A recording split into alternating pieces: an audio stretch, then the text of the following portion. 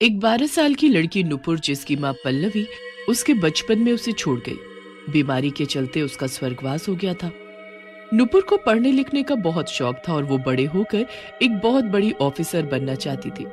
पर घर की चिक-चिक और शोर शराबे की वजह से वो ठीक से पढ़ नहीं पाती थी, क्योंकि उसकी दोनों चाचियां लता और कुसुम हमेशा लड़ते झगड़ते रहते थे। दीदी के जाने के बाद ये हिस्सा मेरी तरफ वो आधा हिस्सा तुम्हारी तरफ आता है। फिर तुम रोज क्यों अपने कपड़े मेरे हिस्से में सुखा देती हो? इन्हें अभी के अभी यहाँ से हटाओ। और अगर नहीं हटाए तो क्या उखाड़ लोगी तुम मेरा? ये जगह तुम नाप कर नहीं बैठी हो जो बोल रही हो कि ये मेरी जगह है। तुम एक तो मुझसे छोटी हो और ऊपर से बहस कर रही हो मुझसे। देखो, ये मुझे बिल्कुल भी पसंद नहीं। मैं तुम्हारे मुंह नहीं लगना चाहती, इसलिए चुपचाप कहना मानो और कपड़े हटाओ जल्दी। मुझे भी अपने कपड़े सुखाने हैं। कमरे में बैठकर नुपुर अपनी पढ़ाई कर रही थी, पर दोनों चाचियों की लड़ाई के कारण वो पढ़ नहीं पा रही थी। ये दोनों फिर शुरू हो गई। अब मैं कहाँ जाऊं और कहाँ पढ़ूं? कुछ ही दिनों में मेरी परीक्षा भी शुरू है, पर इस घर की चिक-चिक में मैं बिल्कुल भी नहीं पढ़ पा रही। ऐसे कैसे मैं ऑफिसर बनूंगी? पिताजी को बोलूंगी तो वो मुझे हॉस्टल भेज देंगे, और मैं हॉस्टल नहीं जाना चाहती, इसलिए चुपचाप ही रहना सही होगा। अभी बहुत भूख लगी है, जाकर खाना खा लेती हूँ। नुपुर खाना खा ही रही होती है कि कुसुम वहां आ जाती है और उसे डांटने लगती है। इससे तो मैं भूल ही गई, तीसरी ये भी तो इस घर में बैठी है, हिस्से वाली, इस घर की तीसरी हकदार। इसकी माँ मरने से पहले बोल गई थी कि जब तक ये कुछ नहीं बन जाती और अपने पैरों पर खड़ी नहीं हो जाती, तब तक इस घर का कोई बंटवारा ना हो, क्योंकि ये पूरा का पूरा घर वो इस नुपुर के नाम जो कर गई है। अरे हम भी तो इस घर में ही रहते हैं, फिर हमारे नाम क्यों नहीं किया? हम पर भरोसा नहीं था क्या उन्हें? अरे आगे जाकर इसका भी क्या भरोसा, ये हमारा हिस्सा देगी भी कि नहीं। चाची, तुम्हें जो बोलना है मुझे बोलो, पर मेरी माँ को कुछ मत बोलना। और तुम दोनों ये जो चिक चिक करते हो रोज रोज, उसकी वजह से मैं अच्छे से पढ़ नहीं पाती। मत किया करो ये सब। तभी कुसुम नुपुर को एक जोर से थप्पड़ मारती है। नुपुर थप्पड़ खाते ही नीचे गिर जाती है और रोने लगती है। तुम इतनी छोटी होकर मुझसे बहस करोगी? क्या तुम भूल गई कि जो तुम ये खाना खा रही हो वो मैंने बनाया है? और रही इस घर की बात, देखना एक दिन ये पूरा का पूरा घर मेरा होगा। तभी दरवाजे पर खटखट की आवाज आती है। कौन है? क्या चाहिए? दरवाजे पर एक औरत खड़ी थी।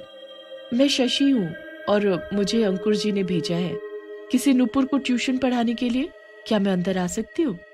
ट्यूशन का नाम सुनते ही नुपुर उठ खड़ी होती है और खुश हो जाती है। क्या सच में तुम्हें मेरे पिताजी ने भेजा है मुझे पढ़ाने के लिए? मुझे तो लगता था जैसे उन्हें मेरी पढ़ाई से कोई लेना देना ही नहीं। वो तो बस मुझे हॉस्टल भेजने की सोचते रहते हैं। पर अब तुम आ गई हो तो मैं खूब मन लगाकर पढ़ूंगी। नुपुर शशि को अपने कमरे में ले जाती है। अब मैं ट्यूशन पढ़ूंगी तो जरूर एक दिन ऑफिसर बन जाऊंगी। मैं बहुत मन लगाकर पढ़ूंगी अब। क्या तुम्हें पढ़ना इतना पसंद है?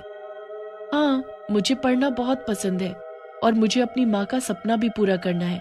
पिताजी ने बताया था कि जब मैं बहुत छोटी थी तब माँ यही चाहती थी कि मैं बड़ी होकर ऑफिसर बनूं। इसका मतलब तुम्हारी माँ इस दुनिया में नहीं है? तभी नुपुर रोने लगती है। उसे रोता देख शशि उसे अपने सीने से लगा लेती है। चुप कराने के बाद शशि नुपुर को पढ़ाने लगती है। नुपुर भी बहुत ध्यान लगाकर पढ़ती है। पढ़ते पढ़ते उसे काफी समय बीत जाता है। अंधेरा होने वाला है। मुझे चलना चाहिए अब। मैं कल फिर आऊंगी तुम्हें इसी समय ट्यूशन पढ़ाने। तैयार रहना। नुपुर अपनी ट्यूशन टीचर को खुशी खुशी बाय करती है। एक सुनसान रास्ते पर पहुंचते ही शशि एक चुड़ैल में बदल जाती है। तुम एक दिन जरूर ऑफिसर बनोगी, क्योंकि अब मैं आ गई हूँ तुम्हारी मदद करने। तुम्हारी माँ, ट्यूशन के बहाने मैं तुमसे रोज मिल भी लूंगी और तुम्हें पढ़ा भी पाऊंगी। देखना तुम्हारा ध्यान फिर नहीं भटकेगा। मरने के बाद भी माँ की ममता उसे चुड़ैल के रूप में अपनी बेटी के पास खींची लाई, ताकि वो अपनी मंजिल तक पहुंच जाए। उसकी माँ उसका साथ देने एक ट्यूशन टीचर के रूप में आई थी। वहां लता, एक दिन तो ये बड़ी हो जाएगी और समझदार भी, फिर ये इस घर का बंटवारा नहीं होने देगी। क्या पता ये लड़की हमें घर से ही निकाल फेंके। तभी कुसुम भी वहां आ जाती है। तुमने सही कहा, ये हमें हमारा हिस्सा नहीं देगी। फिर मैं तो कहती हूँ इस लड़की को हम रास्ते से क्यों नहीं हटा देते। उसके बाद ये घर आधा तुम्हारा और आधा मेरा। पर ये होगा कैसे? भाई साहब तो घर में रहते नहीं, वो तो पूरा दिन ऑफिस में ही रहते हैं। उसके बाद ये लड़की घर में बिल्कुल अकेली होती है। बस फिर क्या है, सीढ़ी से धक्का दे देंगे, मर जाएगी अपने आप, और सभी को ये लगेगा कि सीढ़ी से पैर फिसलने से गिरी है। कुसुम और लता यहाँ एक होकर नुपुर को अपने रास्ते से हटाने की सोच रहे थे। वहां समय से नुपुर की ट्यूशन टीचर उसे पढ़ाने आ पहुंचती है। नुपुर बैठकर पढ़ ही रही होती है कि कुसुम छत से उसे आवाज देने लगती है। नुपुर, ओ नुपुर बेटा, जरा थोड़ी देर के लिए छत पर आओगी, कुछ काम है।